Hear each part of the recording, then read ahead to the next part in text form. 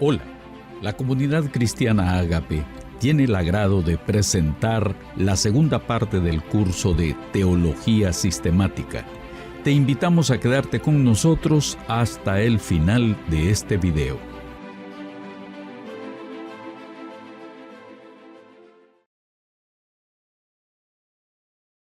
Reciban todos y cada uno de ustedes un cordial saludo. Muchas gracias por apoyarnos con sus oraciones y ese like, ese me gusta, ese pulgar arriba que nos ayuda para que el algoritmo de YouTube recomiende a otras personas nuestros videos. Pues bien, esta es la segunda parte del tema la iglesia.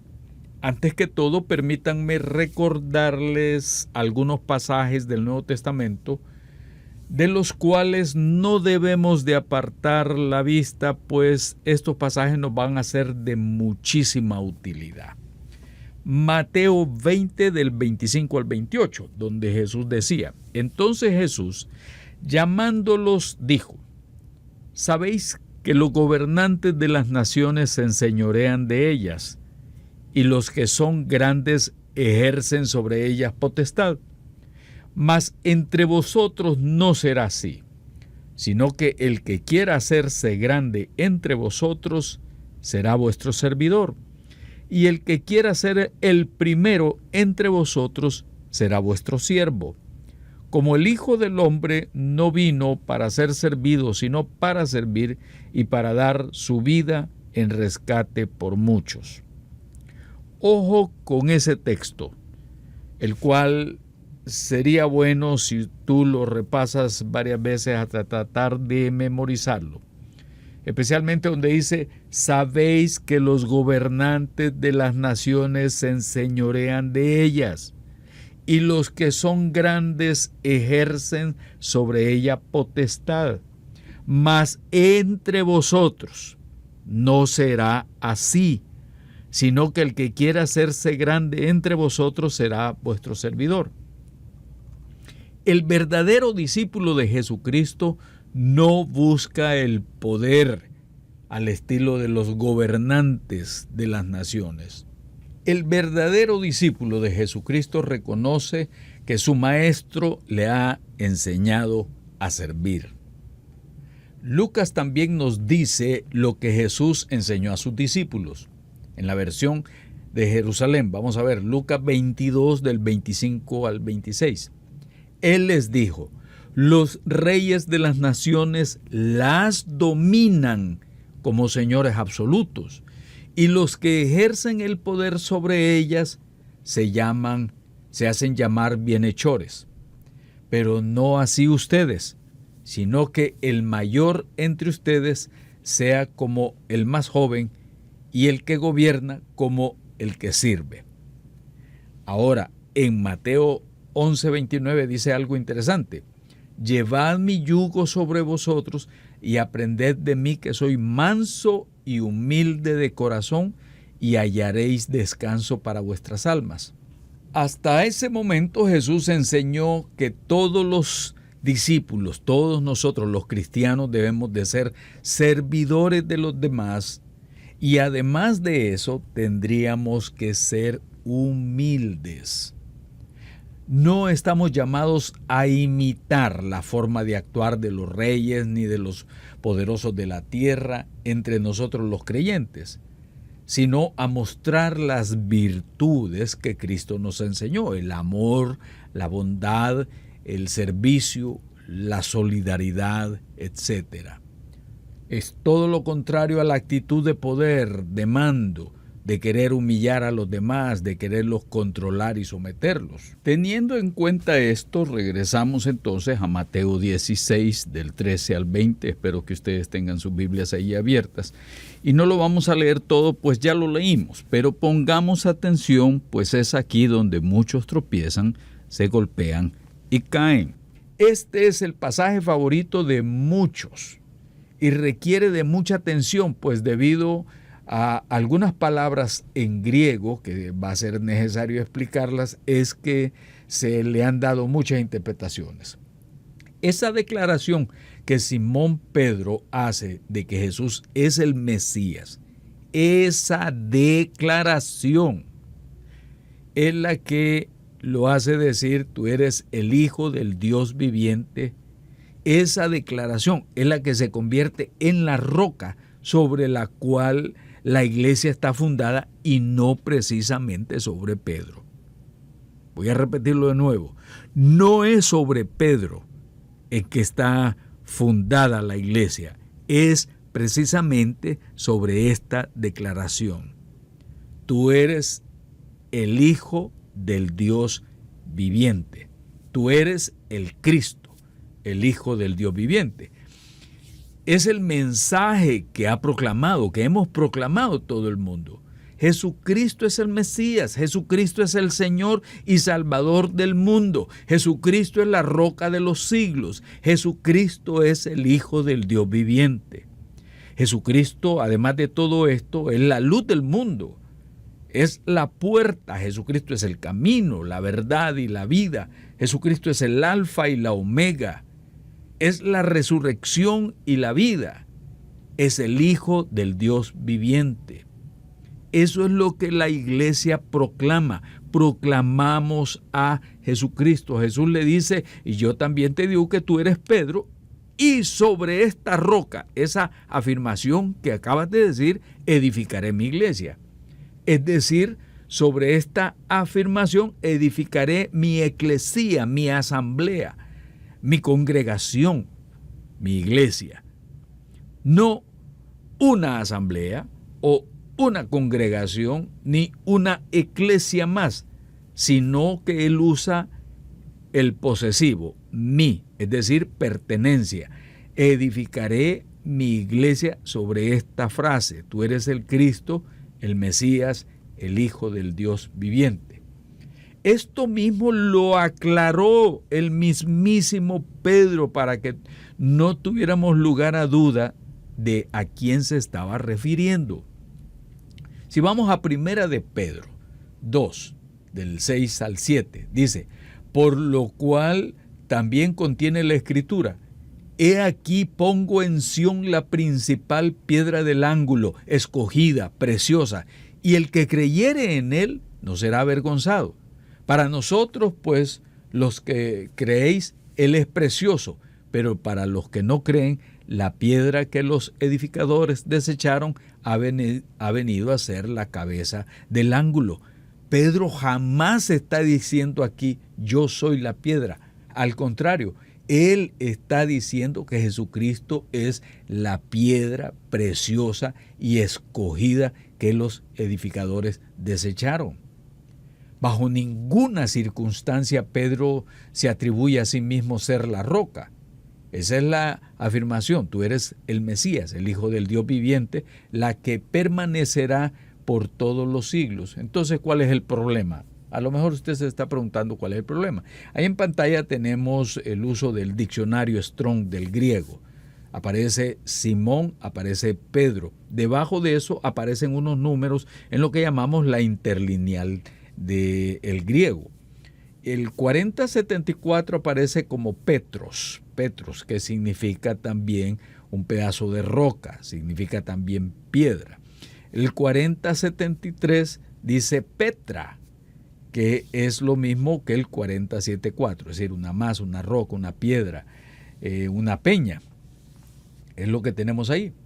Así es que cuando se refiere a él, a Simón, es fácil entenderlo. Tú eres Simón la piedra. Pero sobre esta afirmación que acabas de hacer, que es una roca, que es el fundamento, que es la base de la iglesia, Jesucristo es el Señor. Eso es lo que va a permanecer por todas las edades.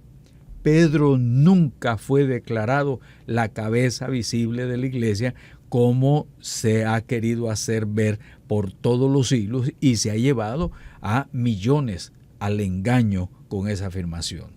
Porque ese es el caballito de batalla, hay que decirlo, hay que decir las cosas como son. Pero aquí podemos ver que se destacan 3 puntos importantes en cuanto a la iglesia. Número 1. Todos los apóstoles en sí tenían autoridad en la predicación, en la enseñanza y en asuntos doctrinales por sobre todo los demás discípulos.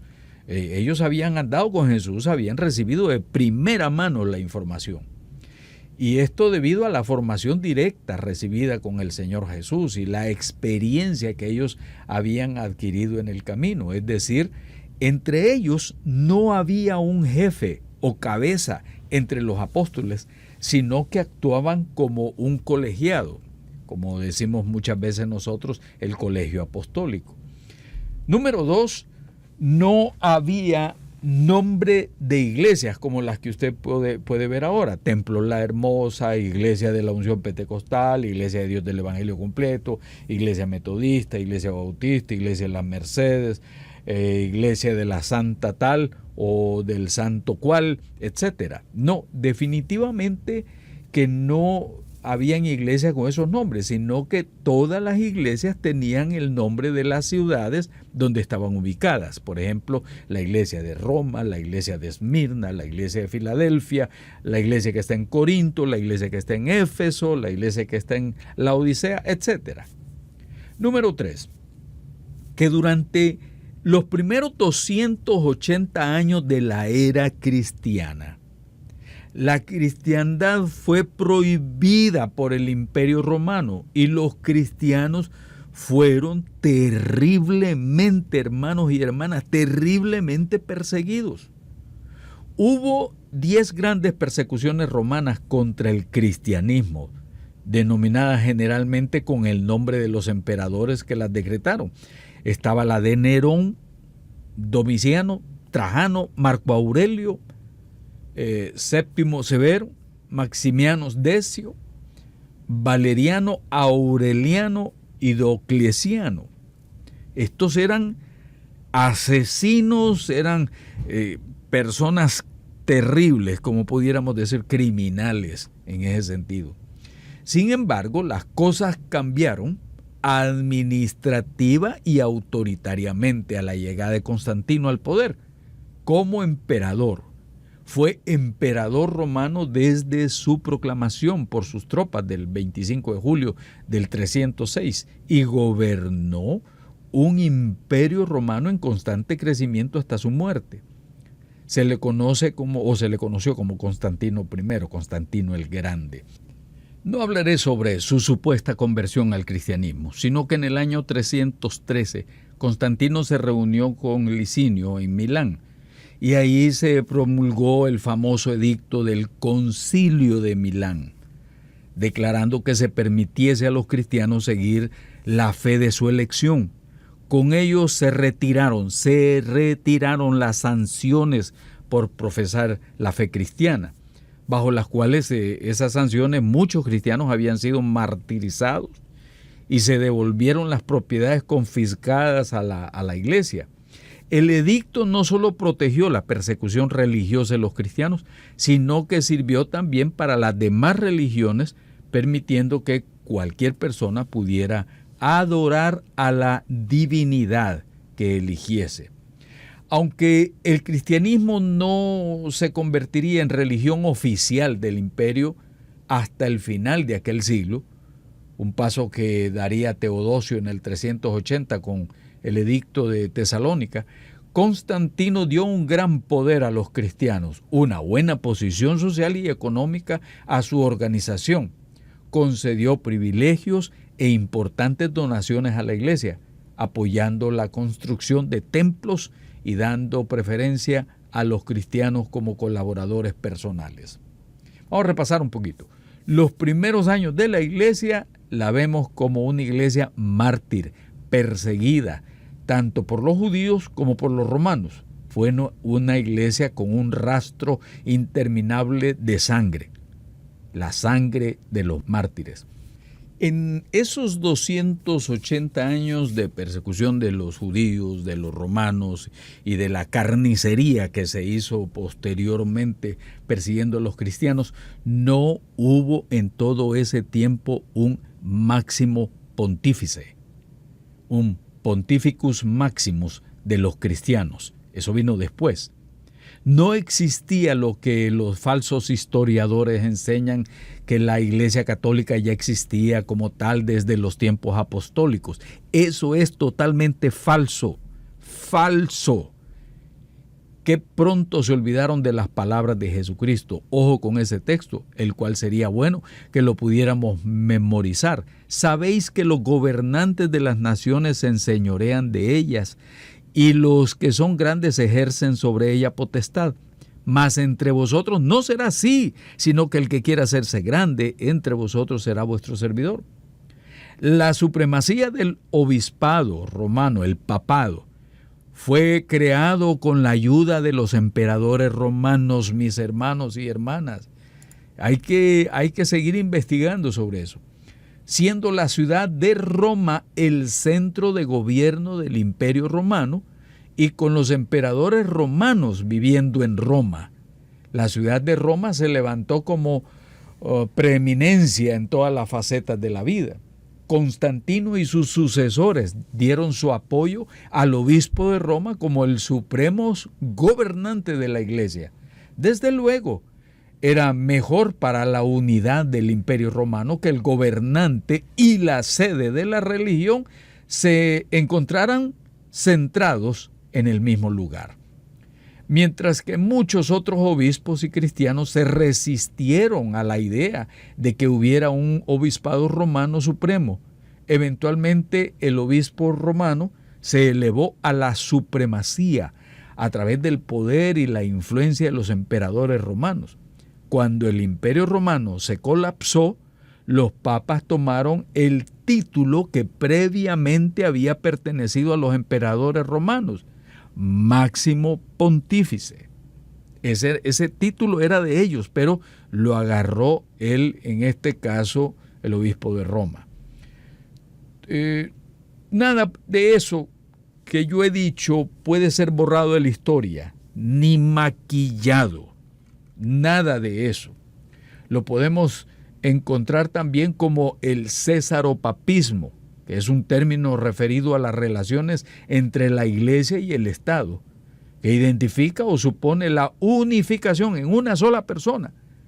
Y normalmente antes era el emperador con el poder político y después poder religioso, concepto con el que aplica la unión del poder civil y la Iglesia ha sido constante durante décadas, que ha facilitado el imperio del despotismo en la sociedad.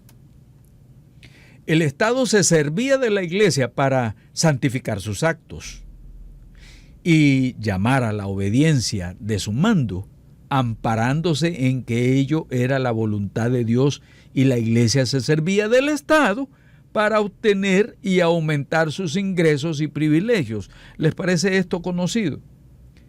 Esto queda prefigurado en la admonición realizada en el siglo IV por el emperador Constantino I a un grupo de obispos. Oigan lo que les dijo, si es que estos habían perdido la vergüenza. Mientras vosotros sois obispos de todo lo que está dentro de la iglesia, yo he sido constituido por Dios obispo de lo que está afuera. Roma fue muy importante para el desarrollo del césaropapismo. Y usted va a ver en la historia de los papas, y ahí usted se va a sorprender de la gran cantidad de ellos de origen romano, la influencia de Roma. Por eso se habla de una iglesia católica, apostólica y romana. Es un romanismo que proyecta una ideología dominante. Cuando escuchamos las frases de que Pedro fue nombrado como cabeza de la iglesia, no es más que pura ideología dominante y de sometimiento. Eso es. Esto fue sellado con los constantes anatemas que impuso el catolicismo a los que no creyeran en eso. Atención a esto que estoy diciendo. Si no se creía en lo que ellos decían, la persona era considerada un anatema. Usted jamás va a escuchar que un sacerdote, una monja, un monje, un abad, un obispo o un papa que va a decir que los papas no son sucesores de Pedro. Ellos siempre van a decir que lo son. Jamás va a escuchar a alguien diciendo que no lo son de parte de ellos. Antes bien, ellos van a acudir a Mateo 16, 18, que es el caballito de batalla de esto. Hay curas en la internet, aquí en YouTube, defendiendo, y cada vez que ellos quieren defender el papado, acuden a este texto. Mateo 16, 18. Yo también te digo que tú eres Pedro y sobre esta roca edificaré mi iglesia. Entonces ellos dicen, no, la iglesia católica está fundada en Pedro, quien tenía las llaves, y por ahí va todo el discurso. Si algún católico se atreve a negar eso, entonces le cae encima el anatema que la Iglesia Católica ha escrito y ha echado sobre los que niegan que Pedro sea el fundamento de la Iglesia. Y cuidado, que si lo niega lo pueden excomulgar y lógicamente le van a negar los sacramentos de por vida. Por eso es bueno ir a los cánones del Concilio Vaticano I acerca del Romano Pontífice. Y está ahí en el número 3055 en el canon. Si alguno dijere que el bienaventurado Pedro Apóstol no fue constituido por Cristo, Señor, príncipe de todos los apóstoles y cabeza invisible de toda la iglesia militante, o que recibió directa e indirectamente del mismo Señor Jesucristo solamente primado y honor, pero no de verdadera y propia jurisdicción, sea anatema. Lo está oyendo, ahí está escrito. Otra versión de ese mismo canon dice, por lo tanto, si alguno dijere que no es por institución del mismo Cristo el Señor, es decir, por derecho divino, que el bienaventurado Pedro tenga perpetuos sucesores en su primado sobre toda la iglesia, o que el romano pontífice no es sucesor del bienaventurado Pedro en este mismo primado, sea anatema. Lo ve, hermana, lo ve, hermano, hay maldiciones que están escritas cuando el mismo mandamiento dice que no hay que maldecir.